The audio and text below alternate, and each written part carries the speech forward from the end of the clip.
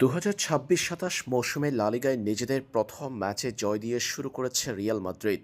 নতুন মৌসুমে মাঠের ফুটবলে নেমে কার্ড দেখতে হয়েছে ভিনিসিয়াস জুনিয়রকে। ভিনির কার্ড দেখা নিয়ে এখন সামাজিক যোগাযোগ মাধ্যমে চলছে ব্যাপক আলোচনা।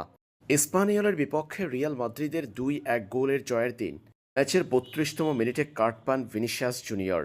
স্পানিওলের ফুটবলার অ্যালেক্স কালাট্রবাকে ধাক্কা দিয়ে কার্ড পান ভিনি। মূলত এর আগে যা ঘটেছিল সেটা রেফারির চোখ এড়িয়ে না গেলে কার্ড পেত না ভিনিসিয়াস জুনিয়র। ম্যাচের সে সময় বল দখলের লড়াইয়ে স্পানিওলের ফুটবলার কালাট্রোবা ভিনিসিয়াসকে পিছন থেকে ধাক্কা দেন। মাটিতে লুটিয়ে পড়েন ভিনি।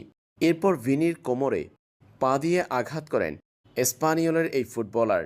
পরক্ষণে উঠে স্পানিওলের সেই ফুটবলারকে ধাক্কা দিয়ে বসেন ভিনিসিয়াস জুনিয়র।